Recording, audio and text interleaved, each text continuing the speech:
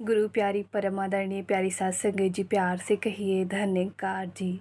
सत्संग जी, दासी एक पत्रिका पढ़ रही थी और पत्रिका में लाइन आ रही थी सत्संग जी कि विश्वास जो है वो विश्वास उधार का नहीं होना चाहिए।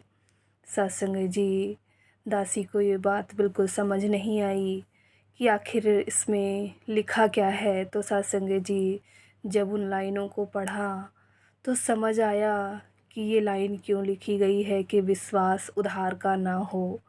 तो सत्संग जी, फिर आगे लाइनों में यही बताया जा रहा था कि विश्वास उधार का इसलिए नहीं होना चाहिए क्योंकि अगर उधार का विश्वास है सत्संग जी, लिया हुआ किसी और के विश्वास से हम विश्वास कर रहे, तो सत्संग जी वो विश्वास वो यकीदा हमारा पक्का नहीं हो सकता। और सत्संग जी, आगे फिर लाइनों में यही लिखा हुआ था कि विश्वास स्वयं का अर्जित हुआ होना चाहिए, क्योंकि जब विश्वास को हम स्वयं अर्जित करते हैं तो सत्संग जी फिर उस विश्वास को कोई हिला नहीं सकता, वो किसी भी परिस्थिति में डोलायमान नहीं हो सकता।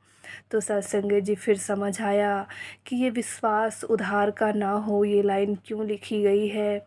तो वो लाइन इसीलिए लिखी गई है क्योंकि सत्संग जी, संगत में कई बार ये वचन सुनने को मिलते हैं कि पक्कों के संग बैठो, कच्चों संग बैठो ना। तो सत्संग जी, वो इसीलिए क्योंकि यदि हमारा यकीदा हमारा विश्वास इस गुरु पर पक्का नहीं होगा तो सत्संग जी फिर वो बात बन नहीं पाएगी, वो विश्वास वाली बात बन ही नहीं पाएगी।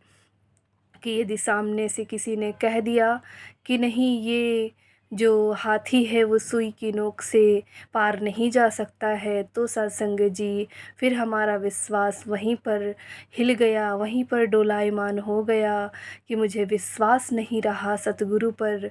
और फिर हमने कह दिया कि नहीं, हाथी तो इतना विशाल है, इतना बड़ा है, और सुई की नोक, जो सुई का जो छेद है वो बहुत ही छोटा है, तो उसमें से हाथी कैसे पार जाएगा।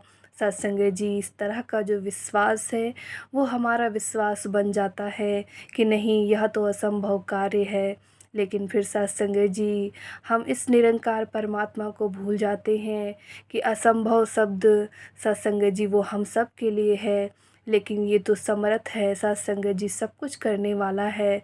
तो इसीलिए कहा गया है कि विश्वास स्वयं का अर्जित किया हुआ होना चाहिए, क्योंकि जब उस विश्वास को हम स्वयं अर्जित करते हैं तो सत्संग जी फिर ये जो हमारा विश्वास है वो अडिग होता है, कोई भी इस विश्वास को हिला नहीं सकता है सत्संग जी। तो यही भाव आगे पढ़ने को आ रहे थे सत्संग जी। धन्यकार जी।